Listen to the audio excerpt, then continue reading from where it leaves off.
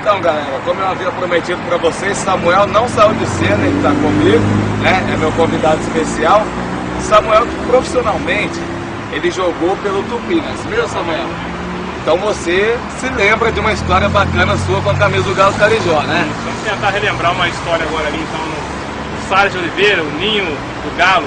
Isso, então vamos correndo pro ninho, né? Porque a gente vai pegar uma carona com o Samuel Souza agora, porque a gente vai lá em Santa Terezinha para ele contar, mesmo que seja na porta, porque só para matar a saudade mesmo, Samuel vai contar uma história bacana do Tupi pra gente. Vamos pegar essa carona aqui, ó, e vamos lá contar a história, vamos alegrar a galera que tá ligado no núcleo aí. Um abraço para todos. Vamos lá. Partiu, Santa Terezinha! É nóis! Partiu. Bacana, a gente está saindo aqui agora do Museu Mariano Procópio, né, que é um dos ícones. Samuel contou uma história muito legal pra gente ali, sobre o que ele viveu aqui, tanto como jogador, quanto como preparador também. E agora a gente está indo para Santa Terezinha, como a gente havia prometido, e no caminho eu sei que são muitas histórias, mas eu pedi para ele uma, mas a gente conversando em off aqui, sabe? Eu falei, olha, Samuel, conta mais uma aí no caminho, né? De repente você lembra de algum trajeto de concentração, de repente você lembra de alguma quebrada de algum atleta.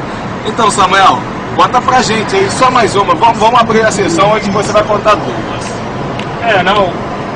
Do Tupi ali, não tenho muitas histórias, mas tem alguns fatos que auxiliam, até mesmo nessa nova gestão, né? O Tupi agora conseguiu chegar à segunda divisão, infelizmente voltou para a terceira, mas eu acho que foi um passo muito importante para o Tupi, essa visibilidade que ele teve a nível nacional.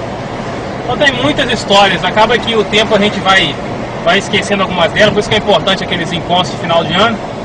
Mas uma outra muito interessante, mas aí é um passo até negativo para que não se aconteça, foi em 2004, quando a gente foi jogar contra o Flamengo lá também, lá no Rio. E ali saindo para o jogo, o motorista não sabia o caminho. Na época Edson Passos era um estádio novo, era o estádio do América. O jogo ia ser no Maracanã e acabou mudando na última hora, para poucos dias, para Edson Passos. E ali foram algumas pessoas para nos guiar, né, até aquela partida ali. E eles ficaram perdidos no Rio de Janeiro, entrava no lugar, entrava no outro, entrava no lugar, entrava no outro. E acabou que a gente chegou ali para jogar um dos jogos, até então, mais importante do Tupi. A gente chegou ali em cima da hora. Faltava em torno de 5 minutos, 10 minutos no máximo para poder iniciar a partida. Então não teve nem aquecimento, foi aquela conversa de vestiário, trocou de roupa ali rapidinho. E infelizmente, talvez por causa dessa falta de aquecimento, ou esse planejamento que não saiu certo, quando foi 5 minutos de jogo ali já estava 1 a 0, 10 minutos já estava 2 a 0. Me recordo que tinha o Zinho, Júnior Baiano, né? Porque vocês fizeram um jogo aqui perdendo por 3 a 2 apenas. Exatamente, no finalzinho, se não me engano, o Atisson fez um gol, já aos 45, 46, o jogo estava 2 a 2.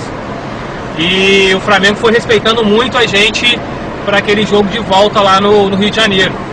Então eu acredito que isso foi um fato negativo que acabou impactando naquela derrota.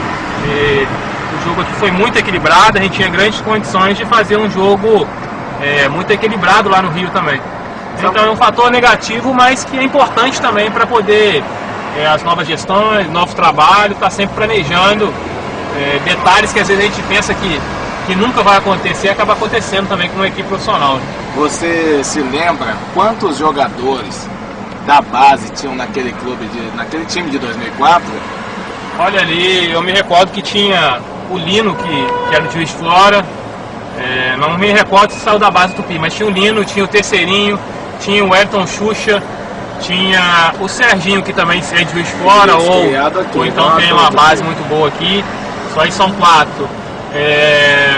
A gente tinha Fabiano Guru, que estava naquele grupo também. 5, Felipe, que se tornou técnico agora, com uma trajetória muito bonita lá no Volta Redonda. Só aí já são 7. Tinha o lateral esquerdo também, que eu me esqueci o nome nesse momento, mas que também era de Juiz de Fora. tinha um grupo bem grande de Juiz de Fora. Acredito que tinha ali pelo menos, no mínimo, uns 10 jogadores do grupo de 25, de 30 que eram da cidade ou iniciaram a carreira em Juiz de Fora.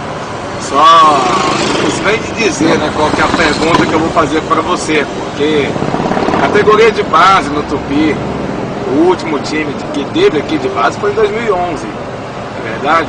Que saíram por si grandes jogadores, como Maguinho, entre outros. Falta base em Juiz de Fora, né, meu Samuel? Para poder dar seguimento a esse belíssimo trabalho que um dia vocês construíram, não é verdade? É verdade, até procurei saber há pouco tempo como que estava a categoria de base do Tupi, equipe de júnior, que principalmente a equipe de júnior, né, que sustenta ali o profissional. Fiquei sabendo que há algum tempo não está tendo um trabalho com sequência de disputa de campeonato mineiro, de busca de jogadores. Eu acho que isso entristece muito a gente que saiu da base de Juiz de Fora, né? Se tem alguns nomes aqui, a gente tem o Bote, tem o João Paulo, eu tive a oportunidade de jogar, diversos outros jogadores que saíram, teve esse jogador agora, o zagueiro da Chapecoense, são diversos jogadores que saem de Juiz de Fora. E eu acredito que a visão do gestor esportivo, de um presidente, de um diretor, ele não pode entender que a categoria de base é um custo para o clube. Muito pelo contrário, eu tive a oportunidade de conversar com os diretores do Cruzeiro, eles falam que o investimento é altíssimo, de milhões por ano na base, mas tem um planejamento para poder vender pelo menos um jogador. Então eu acredito que é algo que pode se repensar no Tupi, iniciar talvez com a categoria júnior, começar a disputar um campeonato mineiro, porque não é, o custo realmente é alto, você tem alimentação, você tem hospedagem, mas o retorno, se você levar em consideração de um trabalho bem feito, você consegue colocar, como você tem, 10 jogadores num grupo profissional. Então são menos 10 salários altíssimos que você teria que arcar e ainda a possibilidade de vender algum jogador.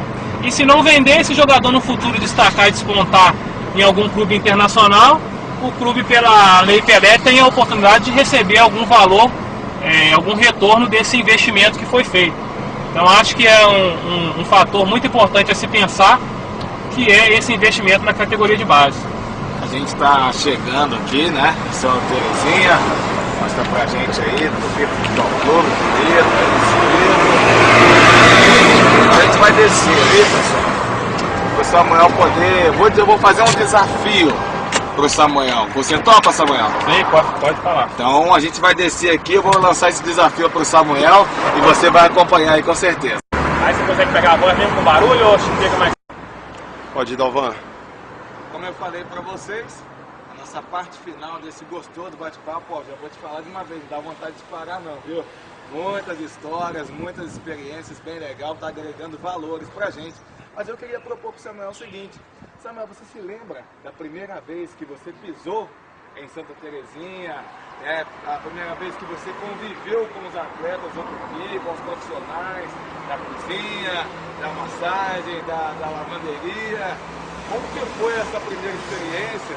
Você lembra mais ou menos quantos anos você tinha também na época? E fala pra gente qual foi a sensação de pisar aqui. Eu tenho duas lembranças. Falando de Tupi, eu tenho duas lembranças, né? Uma da categoria de base, não sei se foi a primeira vez que eu cheguei a entrar no Tupi, mas é a primeira lembrança que eu tenho como iniciante no futebol. Eu morava no prédio em frente ali a linha do trem, ali próximo ali em frente à rede ferroviária, e tinha a sede do Tupi, tem a sede do Tupi, agora o campo infelizmente foi vendido. Mas eu lembro que o meu pai da janela ficava me olhando e eu ia treinar ali na sede, devia ter 7, 6, nessa faixa aí, de 5 a 7 anos. Meu pai ficava no alto da janela, eu atravessava a rua, ele conseguia da janela me olhar treinar, e eu chegava lá, me recordo que era o Binho, o grande Binha, até hoje está aí no Tupi. E o Binha, eu não sabia amarrar a chuteira, eu chegava lá, colocava a chuteira, o Binha amarrava a chuteira para mim e o meu pai ficava olhando lá do prédio. Então como iniciante de futebol, essa é a recordação que eu tenho em Tupi. E como profissional, o que eu me recordo é que na época eu tinha algum empresário que estava negociando essa vinda. Eu estava em Campos, saindo ali do Americano para vir para o Tupi, o empresário negociava, não chegava em valor, e negociava de novo, me ligava. E meu pai, como sempre, muito presente na minha vida esportiva, meu pai, peraí que eu vou resolver isso. Meu pai veio aqui no escritório, sentou ali com o Juninho, com o pessoal, com a administração, chegou lá em casa, ó, seu salário vai ser X, você está contratado Y, você vai jogar o Campeonato Mineiro, você se apresenta tal dia. Então ele chegou, resolveu tudo, e aí já ligou pro empresário, ó, meu pai já resolveu tudo, e eu assinei o contrato do Tupi, então é uma lembrança, meu saudoso pai, uma lembrança muito boa, tem lembrança muito positiva dele, e o fato de eu ter jogado aqui finalizou na atitude dele, na proatividade dele, chegou aqui, resolveu o problema e eu passei aquela temporada de 2004 aqui no Tupi. Então, gente, bem interessante esse papo com o Samuel, bem produtivo, como eu falei, não dá vontade de parar, mas a gente tem que terminar, né? Então eu queria que o Samuel vai voltar mais vezes, já temos aqui planos, projetos para que o Samuel Souza possa dar sequência ao bate-papo com a nossa equipe do Núcleo. E eu queria propor para você, Samuel, que você deixasse um recado para os jovens da cidade, porque a gente sabe, 2016 foi um ano muito difícil, um ano em que jovens desistiram dos seus sonhos, muitas das vezes, né? Toda criança quer ser jogador, como você falou, história bacana, você chegar sem saber amarrar o cadastro e o treinador amarrar para você, e vai passando o tempo, a falta de oportunidade no âmbito profissional faz com que essas pessoas desistam, né, do seu sonho. E você não desistiu, haja vista que hoje você continua no meio esportivo. Então deixa um recado para essa galera que está acompanhando, não só em Juiz de Fora, mas essa entrevista vai para o Brasil e para o mundo. Então que você possa acompanhar, que você possa deixar o seu recado para essa galera, para que essa juventude venha não se motivar no falando de jovens, mas tem os jovens de espírito também, porque você mesmo sabe que nunca é tarde, não é mesmo? Eu acho que é duas linhas, eu acho que o público juizforano em geral, eu acho que a grande maioria não tem a noção da grandiosidade que o Tupi é para Juiz de Fora e a grandiosidade que o Tupi é no estado e até mesmo no país. Eu acho que a gente tem que valorizar mais o Tupi, tendo oportunidade de investir na categoria de base, investir no CT de treinamento. Eu tive a oportunidade há uma semana conhecer ali o CT da Caldense, algo assim simples, mas extremamente efetivo, extremamente funcional, diversos 2 campos gigantes, muito grande. Então são estruturas simples, mas que vem agregar. O jogador chega ali, se sente satisfeito, tem uma concentração, por mais que os jogadores fiquem nos hotéis da cidade, você tem uma concentração que você pode fazer uma categoria de base, tem 2 campos que você pode alternar trabalho. Então acho que o Tupi tem que buscar isso nesse momento. Acho que ter chegado na 2ª divisão foi algo grandioso, mas que não deixou um grande legado. Acho que o legado é a estrutura. Você chegar com um novo grupo e conseguir ter um CT, ter uma piscina, tudo muito próximo, você consegue fazer o trabalho de musculação, imediatamente você faz o trabalho de pista, imediatamente você já faz o trabalho regenerativo para não perder tempo, você já tem uma piscina do lado. Eu acho que isso é o grande diferencial. Acho que é um momento de Juiz de Fora se unir, a questão política se unir, a sociedade se unir, e a gente tentar levantar ainda mais o Tupi. Não só criticar, não só buscar ofender, mas sim tentar se unir e tentar erguer o Tupi de forma sem ofender. Acho que esse é o grande recado que eu deixaria para o público e para as crianças.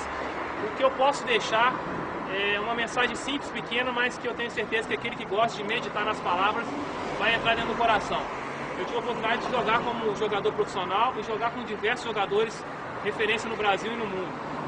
O que eu posso deixar para vocês que qualquer ou todo jogador de futebol, ele tem medo de jogar. Não é vergonha dizer que você tem medo. E não é um super-herói, ele tem medo. Você começou bem dizer a sua entrevista que dá aquele friozinho, que é a primeira vez, e isso acontece também com o jogador.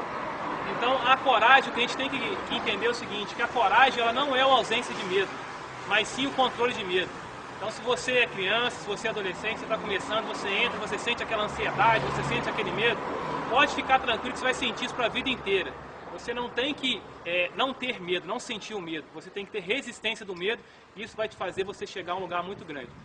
Um grande abraço a todos, eu fico muito feliz de revê-lo, rever o Tupi, rever todo o pessoal de Juiz de Fora, agora que eu estou morando longe, e numa outra oportunidade, se Deus quiser, e discutir o convite, vai ser muito prazeroso estar com todos vocês novamente aqui em Juiz de Fora. O prazer vai ser nosso, Samuel, muito obrigado. Gente, história muito bacana desse jovem senhor, né, que tem coisa na bagagem.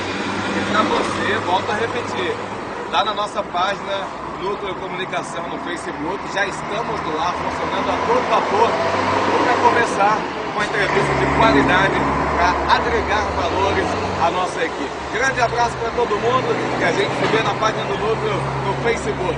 Até mais!